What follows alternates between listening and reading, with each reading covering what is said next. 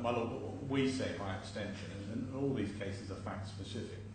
If we say in the circumstances, they were saying we're unable to repay the loans, given the representations as to their extreme wealth, we say the burden should have been on them to show that they weren't in a position to repay the loans early. But at the end of the day, it's probably not going to turn on the questions of burden of proof.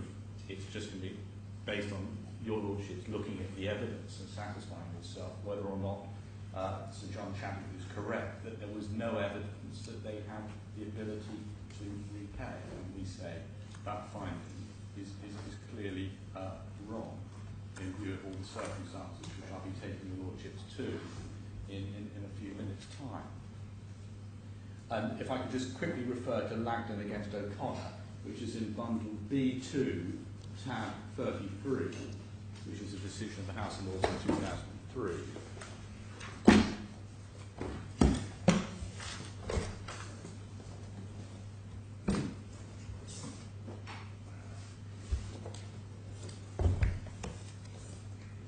B3? It's tab 33. B2, sorry. Yeah, B2, yes. It's tab 33. I have it. Not in B2. It's in bundle B2, yes. Authorities Authorities bundle B2.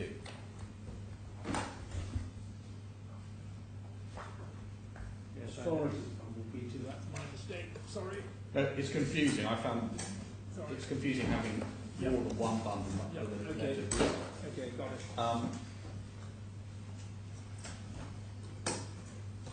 The facts are very similar to the previous case. An impecunious claimant couldn't afford to get a replacement car. And then paragraph 6 on page 1055.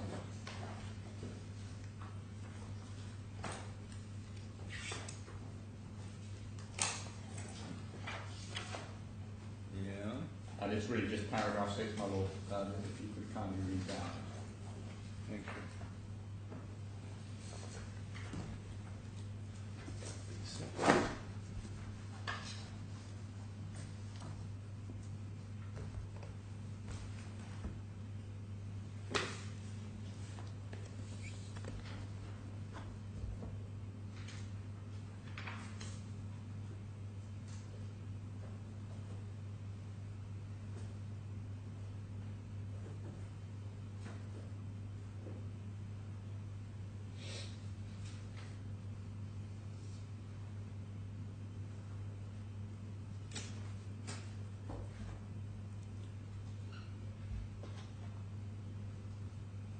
Yeah. My Lord, and then if I could take your Lordship to back to bundle B6, so we can put B2 away and look at tab 52.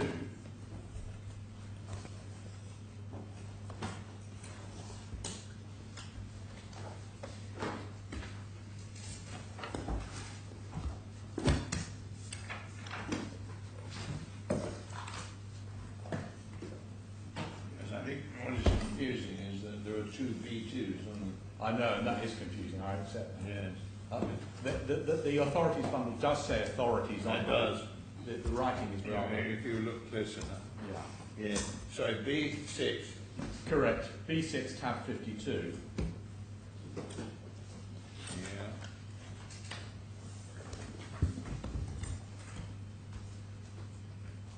And I'm just inviting Lordships to read paragraphs 210 to 212 on page 2285.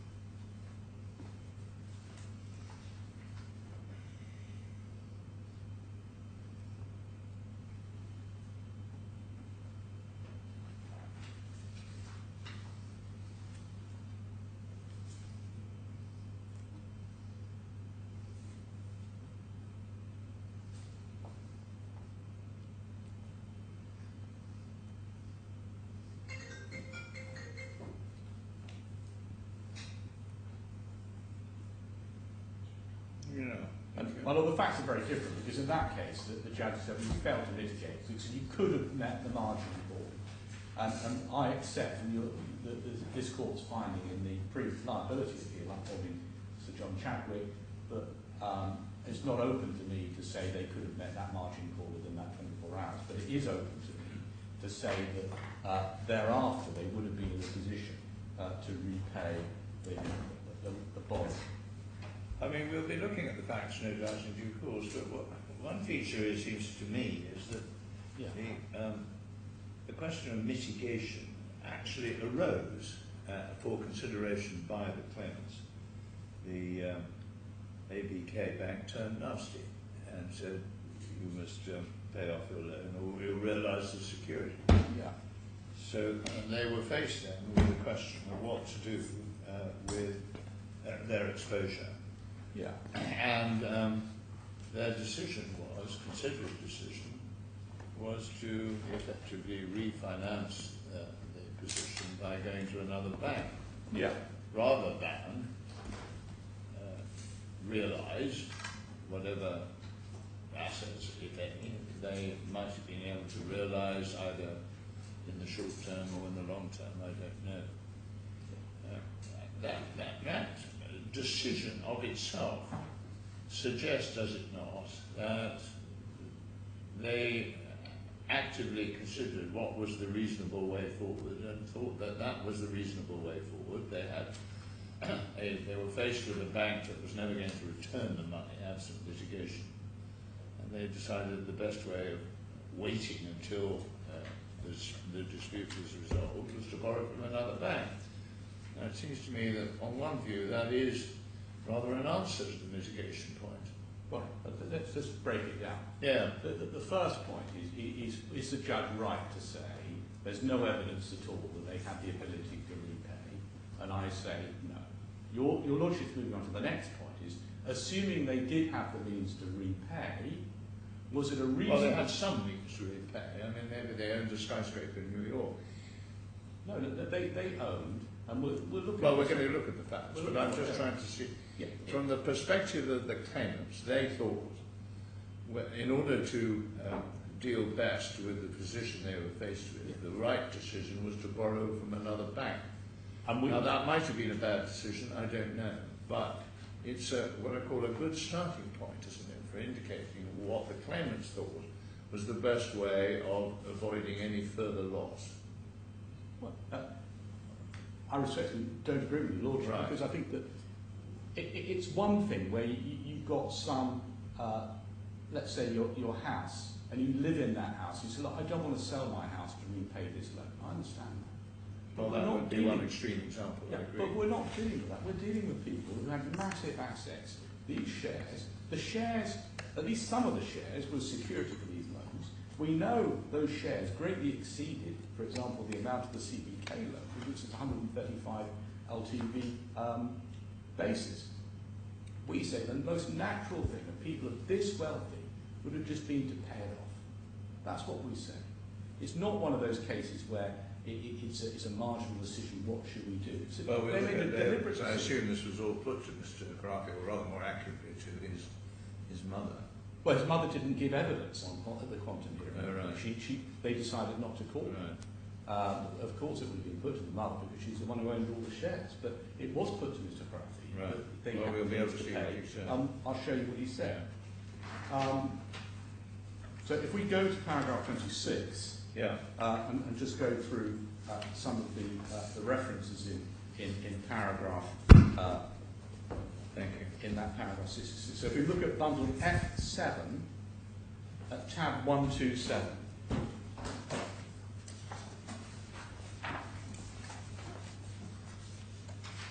Could you just repeat the reference? It's F7, F7. tab 127. This is the cross-examination of Mr. Al-Khorfi Thank you. for the quantum hearing. Thank you. And Mr. Brindle asked the very question that Sorry, what page are you on? at page 4465. Thank you.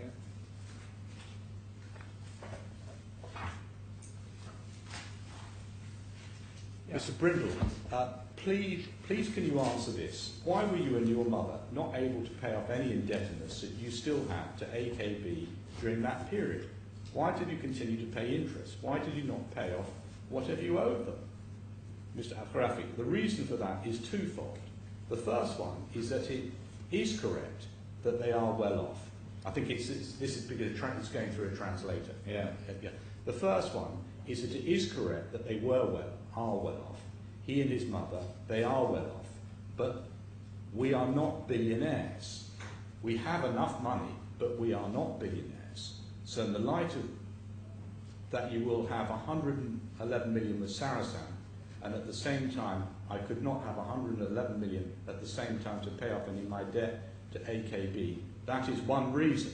That's confusing all the figures, because obviously once the notes have been sold, the shortfall on the AKB lending was 60 million.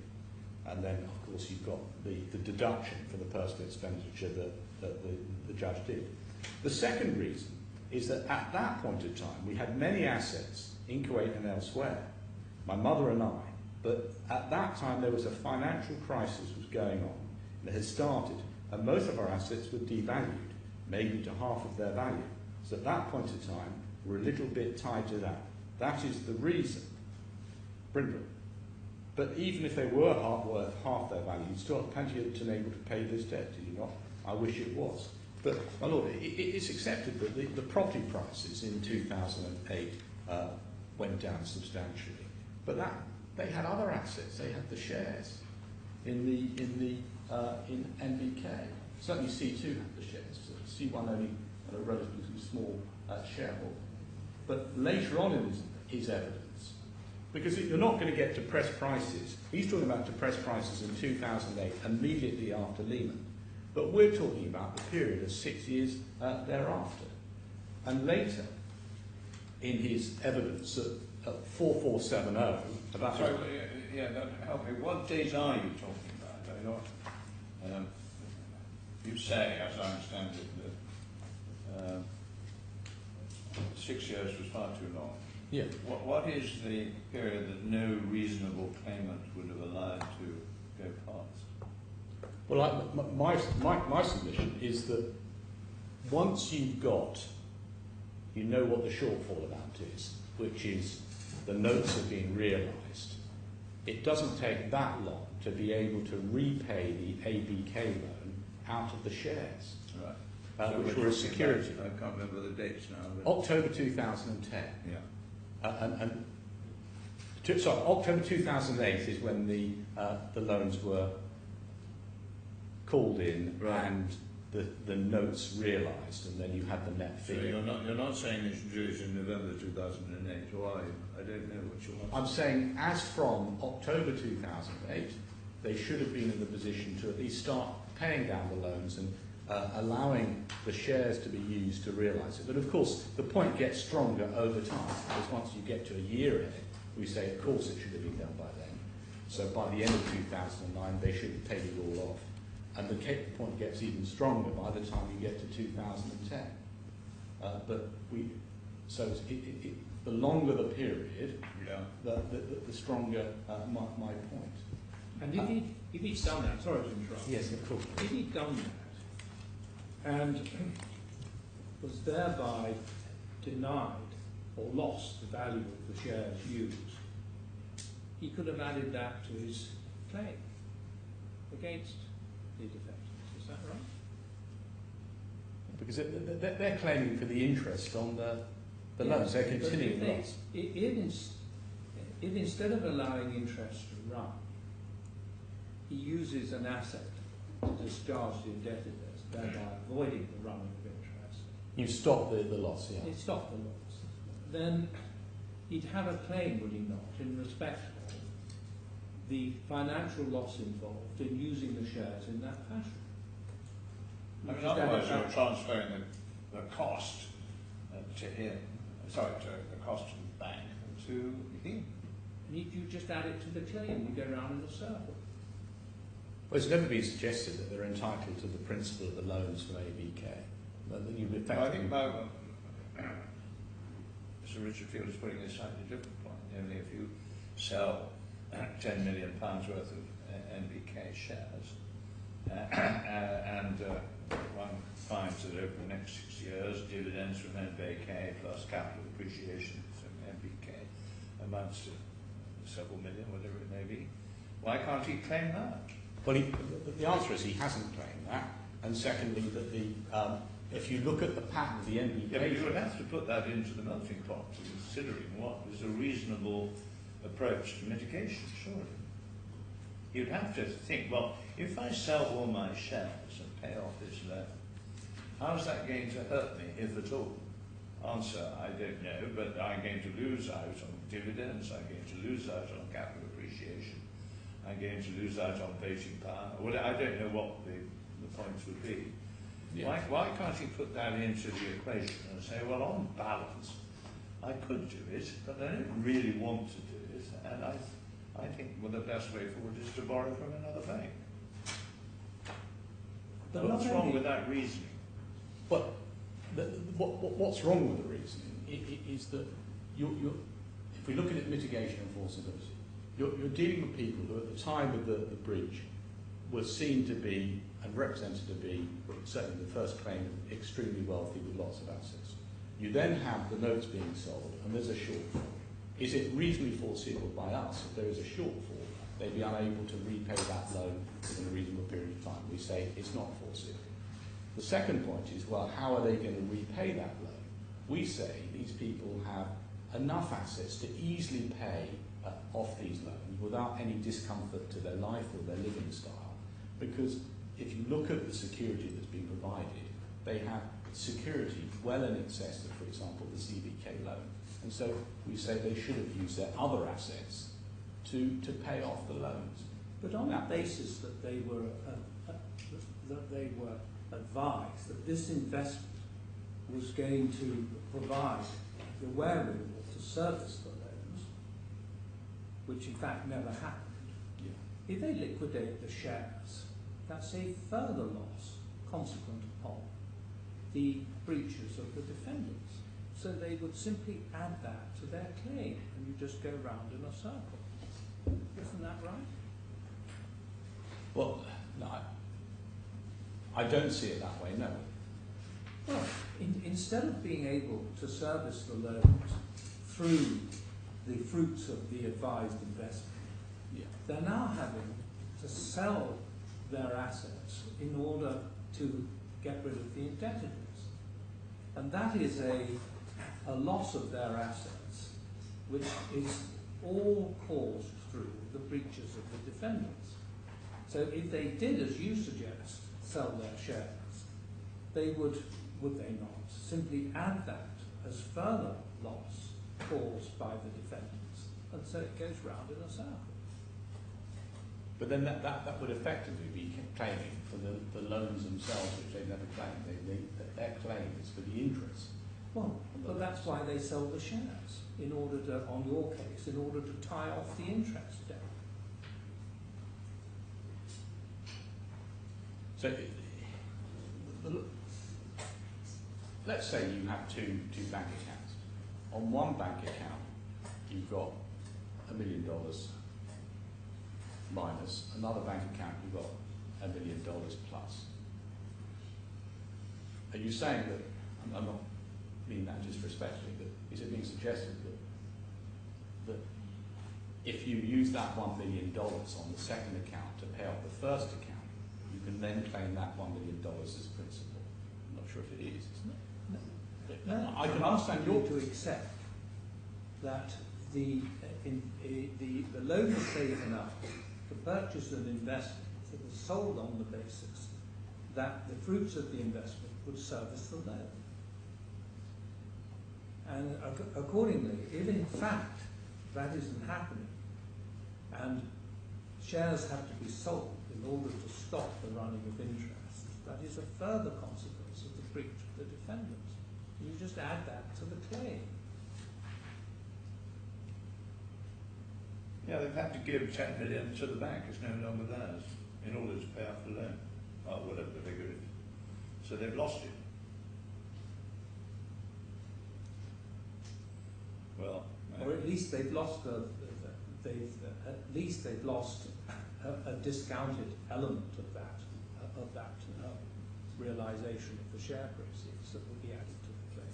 Well, look, I'll come back to that point later when I've thought it through, because it's never been suggested that way. But Yes, I'll come back. it has been suggested. I think it has been suggested in Mr. Skelton that, in a sense, the more one pushes the mitigation point, the more one ends up with adding money onto the other side of the equation.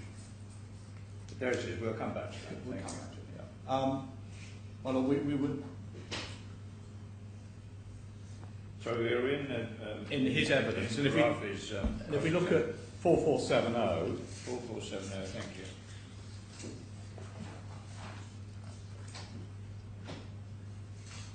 And about the mother's wealth, there's reference to some evidence which I'll probably take you to in a minute, and then says at the bottom, yes, that was true not only in 2014 but also 2010 and 9, was it not?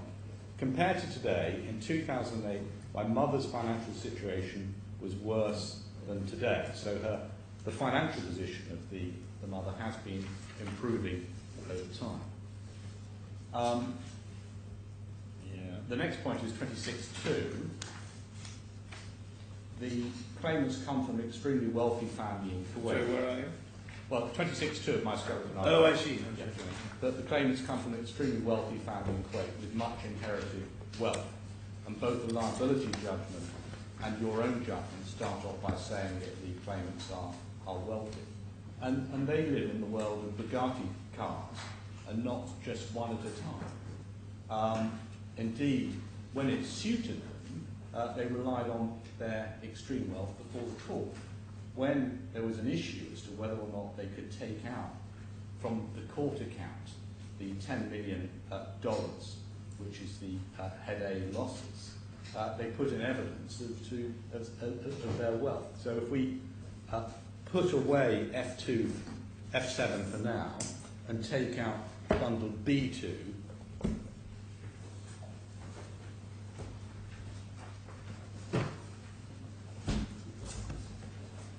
Did you say B2 or D2? B2. Not the authorities one, the quantum appeal done. Correct. Yeah.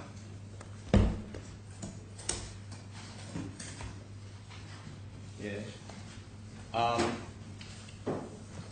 Tab 48 is a note from November 2014, headed Claimant's Note on Lending. So what is this? It's a submission on whether or not by Mr. Hill. Yeah. on whether or not there should be a stay on the judgment sums. Right. And the concern on one side was, well, if the money's released to the claimants, will we ever see it again? And their response to that was, well, don't worry, because we're extremely wealthy, there won't be any problem. And then if we look at paragraph 5, they say that the claimants each have net assets in excess of the sums due to them under the order of the 28th of October 2014. And then paragraph 6, it should be particularly noted that the second claimant is extremely wealthy, and it would be profoundly unfair if she was deprived of her judgment on the account of an alleged inability to repay in circumstances where her net wealth is many multiples of the judgment sum. The judgment sum is $10 million, and they're saying her net wealth is many multiples of that judgment sum. And then we look where at... does it say that? Sorry? Why do you say it's many multiples of the judgment sum? That's what it says, paragraph 6. Where her net wealth is many multiples of the judgment sum. And then if we look at Mr. Hanlon's witness statement, which is in relation to the same application, at tab 58 of the same bundle. Yeah.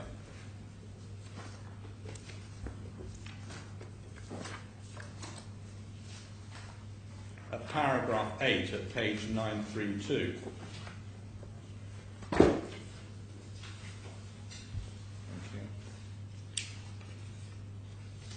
The claimants are people of substance, and indeed the Deputy Chief Justice found they were all wealthy, in particular the second defendant who inherited substantial wealth from the husband and family. And then moving on to the next reference at tab 59, the third statement of Mr. Hamad is paragraph 1.2c2 page 935. The second claimant has very substantial assets, including unencumbered personal and real property assets. Her net assets are in excess of $70 million. So that's after all the security, the loans we're talking about. Her net assets is in excess of $70 million. Well, that's as at November 2014. Correct. But we know that if you take into account the CBK loan, which is a liability which has been taken off, it gives a very, very high figure.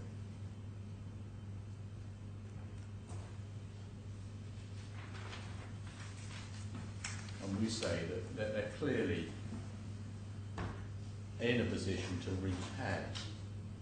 But when it came to the damages hearing, only a few months after that, the first claimant tried to downplay such evidence by saying, well, whilst we are well off, we're not billionaires. And if I could just take your lordships to that reference, that's at bundle F7, tab 127. Yeah, sure.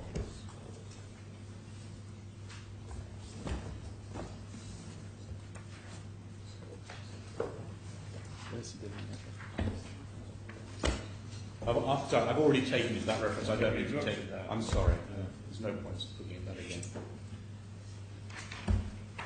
Then, carrying on down my list, 27, which is item D, the schedule to the liability appeals submissions. We've appended that with cross-references to our supplemental skeleton argument. So that's B1, tab 31A, 6120. And perhaps your lordships could just look at that in due course, but it's a schedule showing substantial shareholdings in private and listed companies and assets. The next item is the personal financial statement for the first claimant, and that was provided at the time in July 2007, prior to these investments, and that showed that he had net assets of $163 million, and that was a schedule that was provided by Mr. Tahar to. Have we had it in there? There's an email. It's in bundle H1, tab 150.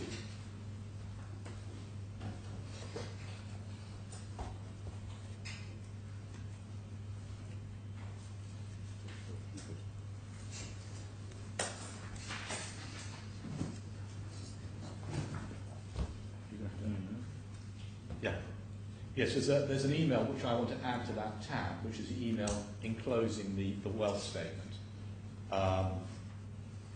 That should go at the beginning of tab 150 in this bundle, H1.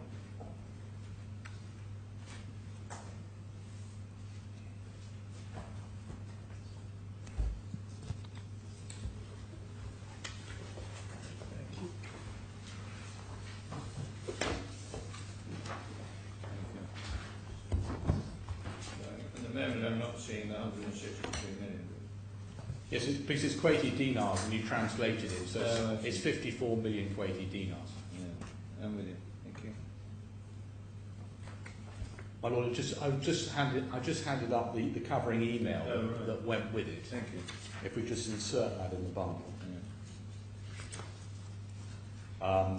So, I mean, the bulk of there were two classes: listed stocks or stocks. Some listed in Kuwait, some listed in unlisted. Yeah. The main items are unlisted stock and real estate. Correct. On the part of C1, that's correct. Yeah, that's right.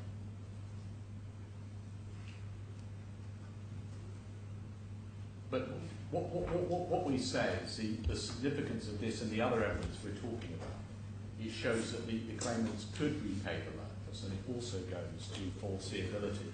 Well, by selling unlisted stock and or selling property? No, it's not just looking at his asset position. I'm looking at the second claimant's asset position as well.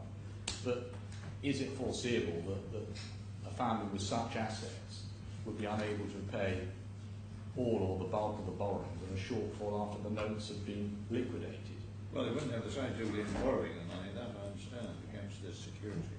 Yeah. And if we look at the second claimant, we've got in particular the National Bank of Kuwait shareholding. Right, let's see that.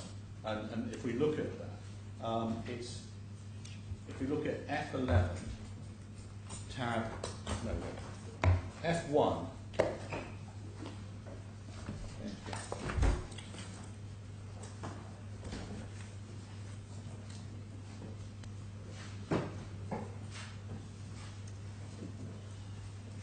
and this is the cross-examination of Mr. Khorfi at the original trial, okay. at page 2540.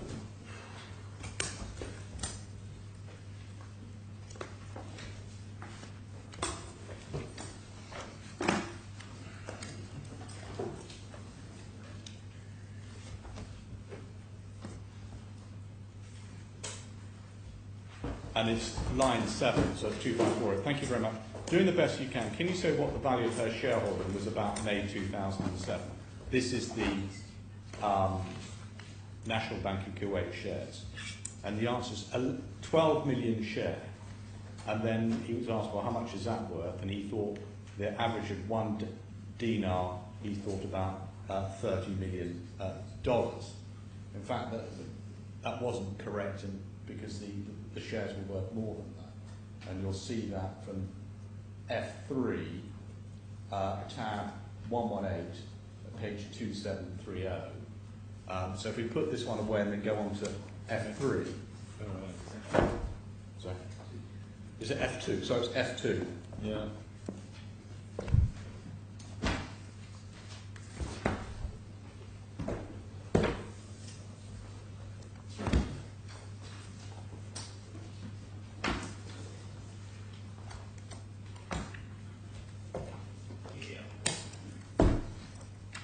F2 divided. 118. Yeah. And then at 2730, he was cross-examined by Mr. Black.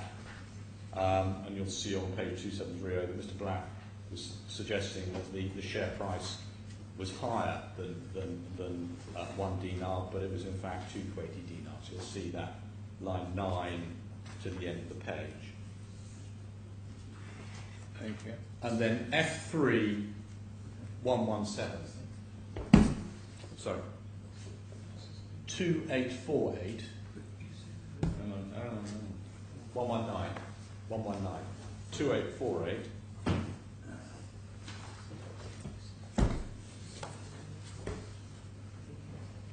And the second claimant. Page number again. Page 2848. So the second claimant at the original trial. Yeah, I've gone wrong there. F3. No, F2 119. I'm so sorry.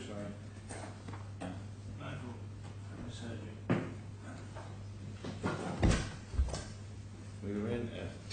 Yeah, page 2848. Thank you. And she was asked about the shares. Line 12. You had a lot of shares in NBK National Bank of Kuwait. Is that correct? Yes, right. Those are worth many millions of US dollars. Yes, you are right. So she accepts that they're worth many millions of dollars. And what's interesting is that if Mr. Khorfi is right, that there were only 12 million shares in 2007, we know that by 2013, and we'll look at these references later, she was able to put up 14.5 million shares in NBK as security. 30. Sorry. 30. Was it 30? Could you just make that point again then? 2013, sorry. The point I'm making is that Mr. Khorfi was asked about the number of shares.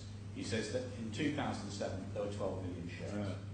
We know that in 2013 that Mrs.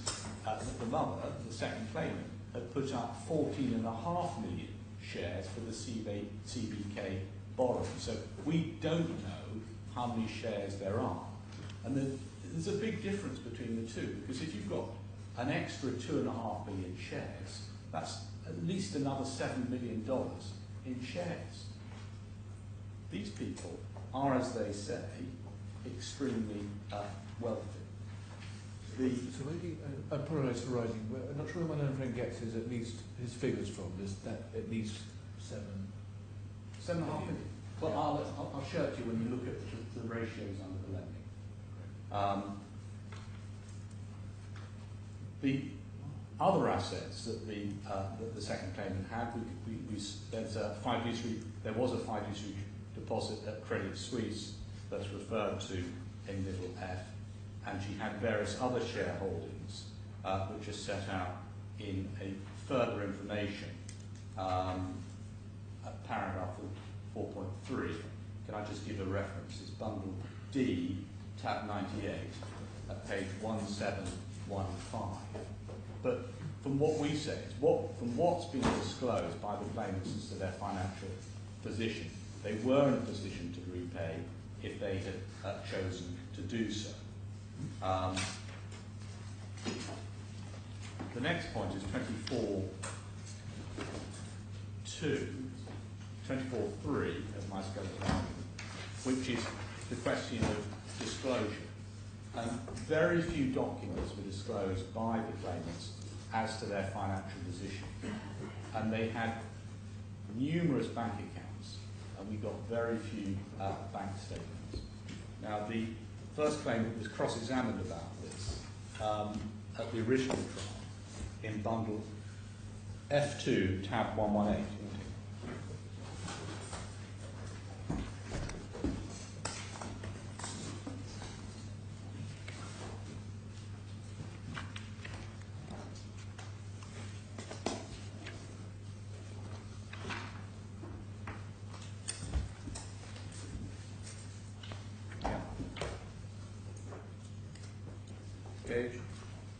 Page 2776, and he's been cross-examined about his bank accounts. Line 10. Have you an account with HSBC for a long time? Around 10 years.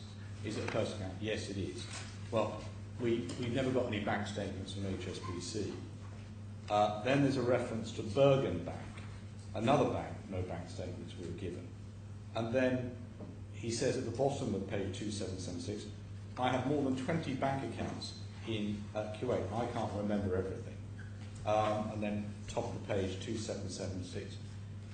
It's very difficult to get information on rate assets if you're not given the bank statements, and you get answers like that. And we repeatedly sought disclosure of other accounts, and that wasn't given. And if I can give you some references to that, we close this and then look at bundle B2.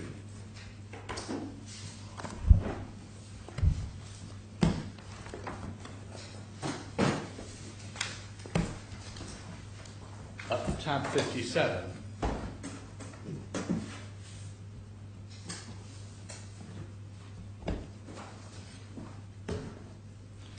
At 915.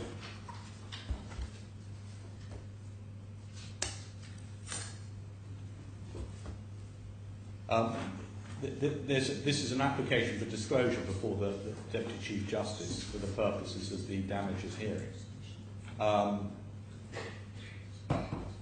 if you look at paragraphs 15, 16 and 17, you'll see that these documents we've been asking for. Well, just to be clear, this is not an application for disclosure. These were submissions made late in the day when settling an order, and the judge concluded that there was no application. But the point I'm making is that whether or not an order's made or not, we repeatedly made criticisms of the other side saying you're not giving us your bank statements and details of your assets, etc. And they chose of their own volition not to give us that material, but instead said they weren't in a position to repay.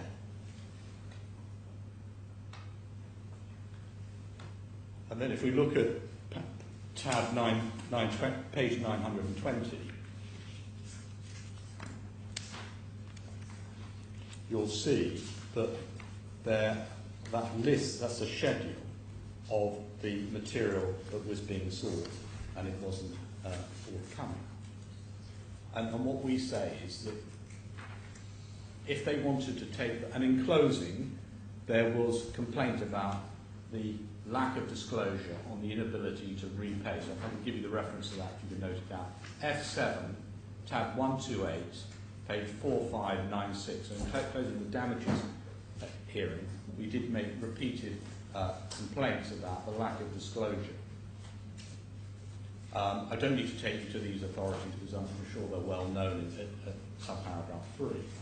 But we can say that you can deduce from what's been disclosed from the first claimant's own declaration of 2017 of net assets of 163 million, and the mother's wealth with a net position after liabilities in 2014 of in excess of 70 million, that they were in a position to pay. And you can infer from the missing records and the absence of bank statements and just non-disclosure on their financial positions that there's probably even more evidence that they can pay.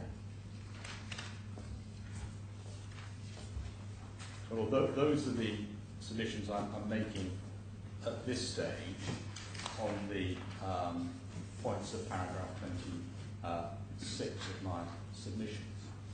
I mean, in summary, you're saying there was evidence of an ability on the part of at least some of the claimants to pay off the loan, if so advised. Yeah. Regardless of the cash position, which remains perhaps uncertain, there was a readily realisable form of asset in the form of shares in the National Bank of Kuwait. Yeah. And you are saying that in reasonable mitigation, they should have sold off, whatever the right figure is, I don't know, 10 million, whatever, of bank shares and paid the monies to ABK. Correct. And not take out the loan with CBK. And not take out the loan with CBK. And would they be in a position to include that payment in their claim against the defendants? Exactly. So I need to address you on that. Yes. At some stage. Thank you. Right. Sorry. Now you're moving on to. Well, I do want to I just want to take you through to the CBK loan. Oh yeah, sure. So you can have an understanding of the points I'm making and the sums involved. So can we look at the CBK loan of September 2010, which is in bundle H3, tab 187.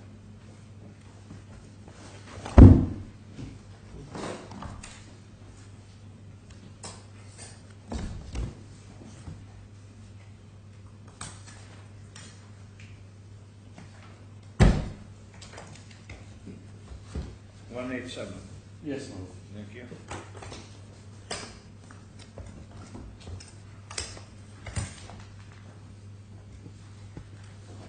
It may be. Can I just start off at 188 because then that may be easier so you can see the context. So 188 is the agreement whereby the AKB and the first claimant and his mother, the second claimant, settled their liabilities with ABK. And you'll see that at tab 188. You'll see the bank is the first party, then you've got the second claimant, and then you've got the first claimant. And there's a preamble on page 5798, and it says, each person's second party is responsible inward first party due indebtedness as follows.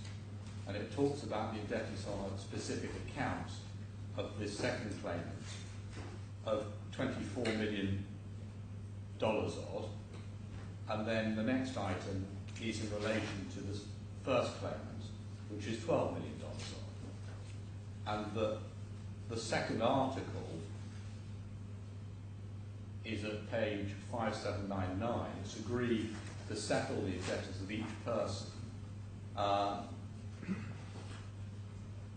The first party, which is the second claimant, will pay a total of $24 million in respect of the first claimant's $24 million liability, and she's going to pay $12 million in relation to her own liability. Okay. And at the same time, that the security was going to be released. So you can see that at the bottom of page 5800 and the top of the next page, that upon full repayment, the full payment, they're going to write off the mortgage in favour of ABK on the shares of NBK. And you'll see that. That's the 11.255 million shares. So you can see that the security is those shares, and those shares are going to be released, and then we'll see what happens to those shares. Now, if we go back to 187... No, so I get the chronology correct. Yeah. Is it your case that the ABK loan should have been paid off before this? Yes. Right. Should have been paid off sometime in 2000, late 2008 or early 2009. Correct. Yeah. Well, at least in any event, by the end of 2009. Right. But what we're saying is that, as regards this shows that the NBK shares were security for the... Yes, and that they've now been released, and we'll see what happens to those shares. Thank you. When we look at tab 187. So we've just looked at that. Can we start at 187? Sorry, this is the facility letter for the new lending, and you'll see that it's new lending of 10.8 million Kuwaiti dinars, Yes. which is about $50 million. Yeah. No, it's not 50 million. Sorry, I've got that one wrong. We'll come back to that later. So it's 10.8 million Kuwaiti dinars, and there's going to be a first charge over 11. Yes. The same shares as security, and there's going to be a requirement of a minimum LTV, and we'll look at that when you come to the loan agreement, which is at 189. Now this is to Mrs. Hamad. Was there a similar loan to Mr. Khorfi? No, this is the new loan. There's only one loan. Only one loan CBK. covering the loan from well, CBK. 24 million, whatever. Yeah, the loan with CBK was used to discharge Mr. Al-Khorfi's 24 Yes. loan. 12 million and the 24 million. Correct. Yeah. And then the sole person liable was the mother, the second claimant. And as security for the new facility, Yes. she provided the same group of shares Understood. in NBK. Okay. And then if you look at the mortgage contract or the actual loan agreement at 189, so it's tab 189, Yep. you'll see the preamble is basically talking about the application for a business loan, and that she's going to then provide a mortgage over the shares as security, and then the portfolio is mortgaged under the 10th article at page 5813.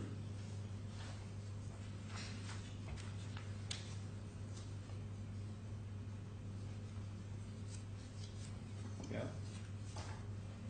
And then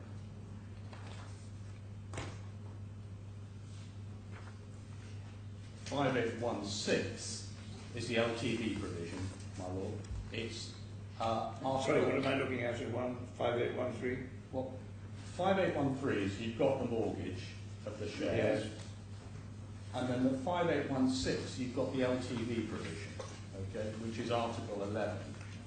First right shall have the right to estimate the investment portfolio at any time during the period of such contract, make sure that its total market value is no less than 135% of the total loan.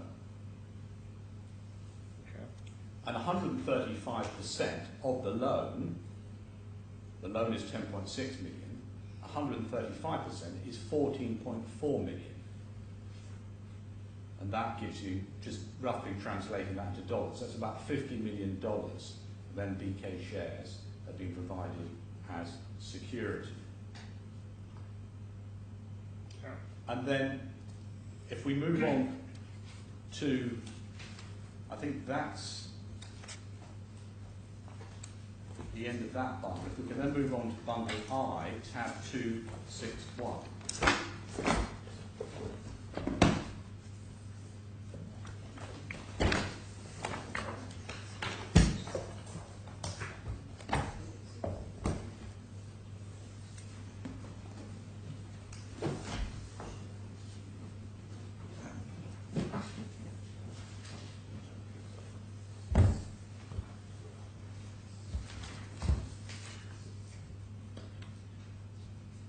And you can see this is the new lending, which replaces the old lending at CBK in 2012.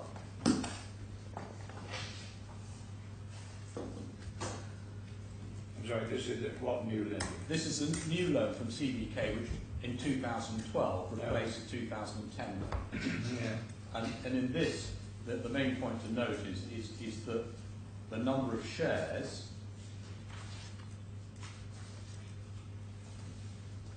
has increased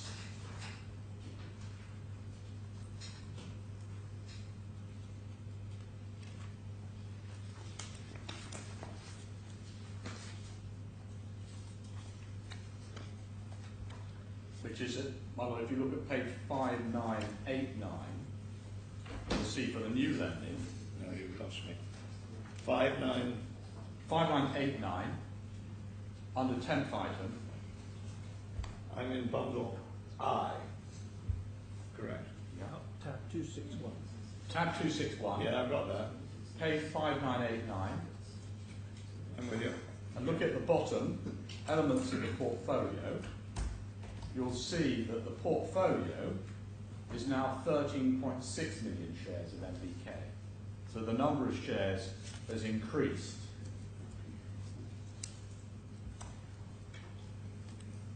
Yeah. And when that loan gets renewed or extended at page 6009, which is 262 in 2013, you'll see that the mortgage is now 14.2 million shares. That's in 2013. Yeah.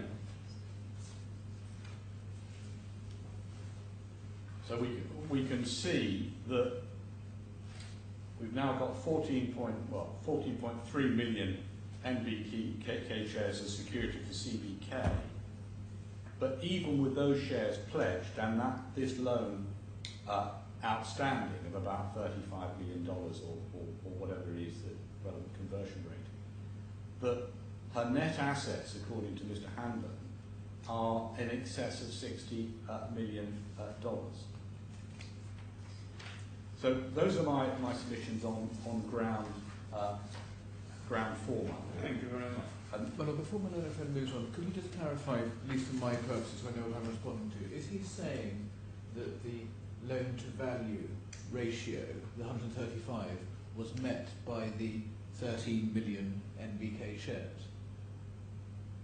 Yes, because Mr. Al-Krafi explains it. They had to provide more shares as security as the value of the shares went down. I can show that. I'll take you later to the reference to Mr. Al-Krafi's evidence. His evidence was that they had to put up more shares as collateral as the shares went down in value. Those are my submissions on ground four.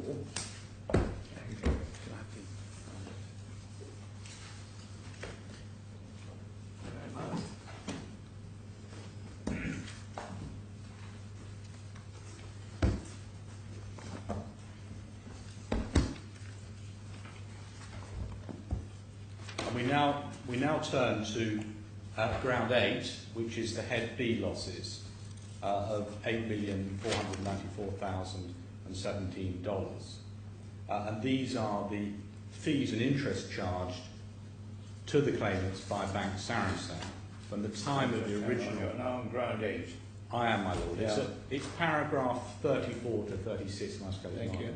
And these are the losses which are interest and charges charged by Sarasin from the time of the original loans, 2007, 2008, right up to the end of 2012. And we say that the points I've already made mean that these fall outside our duty and they're not foreseeable and they're too remote, at least once you get to October 2008, once you've had the repayment of the bulk of the lending through the sale of the shares. But we say that the head B losses are disputed. One under Article 65.2b, which is a direct construction point or foreseeability scope of duty. We said it wasn't foreseeable that the claimants would be unable to repay the shortfall in loans given their professed wealth. And we talked about we've got the failure to mitigate. And we said the judge was wrong to say... Forgive me, I apologise. I'm not really keeping out to speed on this point. I've absolutely no idea, for instance, what the Kalon witch hat nose is. Oh, well, I'll explain that. I haven't come to that point yet. Okay. But on the head B losses... The head B losses, your appeal relates to... the head B losses... $58,000. No, the appeal relates to two things. The 158 point is subject to me losing on the points of principle which we've just discussed. But if we look at the... because we say the judge was wrong to say that there's no evidence they're unable to repay the loans. And we've got the construction point under Article 65.2b. But let me explain the Kalon witch note and what this 158,000, because it is complicated, but the judge did set it out pretty well in his judgment. You start off with looking at the judgment to paragraph 93.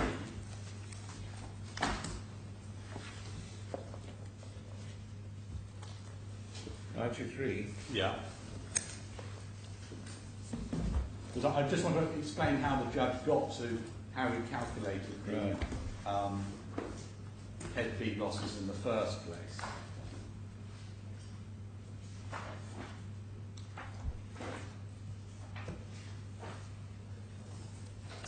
If you look at 93, there was a point of principle that he had to decide first. The claimant's quantification was what they described as a nil transaction basis, and that they applied that not only to the loans which funded the specific notes in question in this case, but all the funding. And the judge said, no, that's wrong. What you have to do is to look at only those fees and interest charges in respect of loans which funded the notes as defined. He then looks at the figures presented by KPMG as the basis because they've got the right starting point. But as regards that, the question is, well, should you be making various adjustments? And the adjustment we're now talking about is 94.2 on page 230. So the defendants have not included the sum of $158,000 said by the claimants to be due to Mr. Khorfi in respect of overdraft interest on the facility which funded the Callion Witch hat note. The Callion Witch hat note was an instrument that was not one of the notes as defined, but had been purchased in September 2007. And we can see that from the liability judgment at paragraph 134.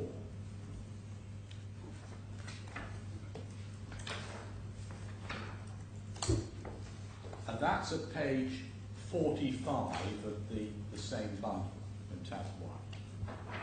So So, shortly thereafter, Sarasin Alpen, that's September 2007, granted Mr. Khorfi, the first claimant, a further credit facility of $30 million, thereby increasing his lending to be invested, together with the $10 million already paid into his account, into a short-term note. And that's the note we're talking about. So it's not the note as defined with a big N, it's another note. And it's only a short-term note. It was a note that was purchased. It was a 28-day note or 1 month note. So it's purchased in September 2007 and was repaid in October 2007. Now, on that note, moving on to the judgment now on the quantum of paragraph 106.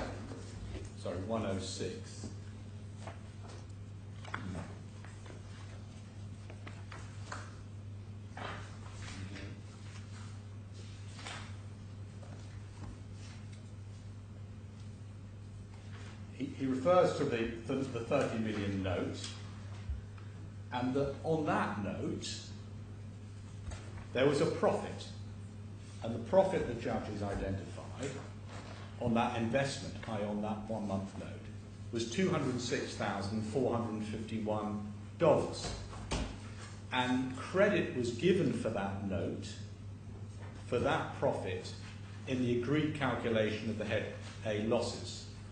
As you know, the head A losses were subject to the parties working out what the dispute was on that, and they came up with an agreed figure, and that figure was taken by the judge and used in his judgment on liability, and that's the figure that we paid.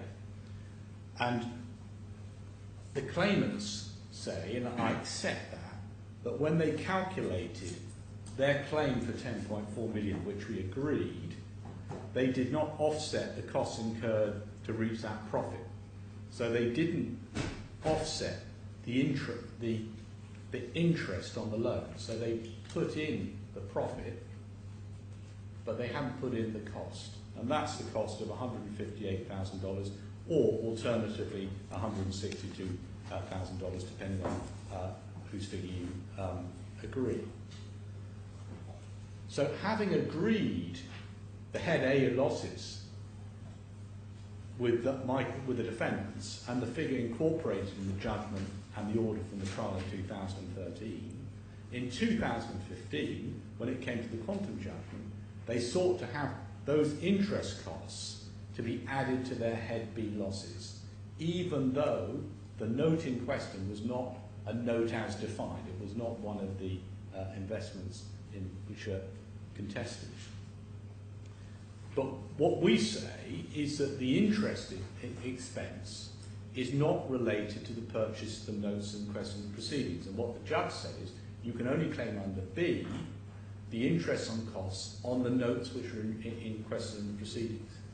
And the judge, if you look at the judgment, he seems to have accepted that. And if you read at paragraph 107, he says the claimant submission that was given in the course of the computation of head A losses and profit realised on the investment in the which hashing has not been contradicted by the defendants.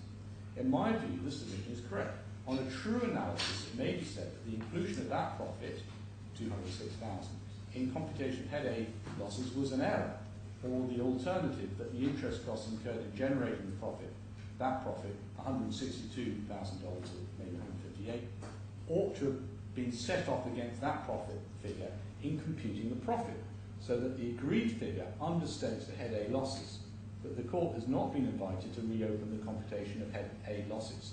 And in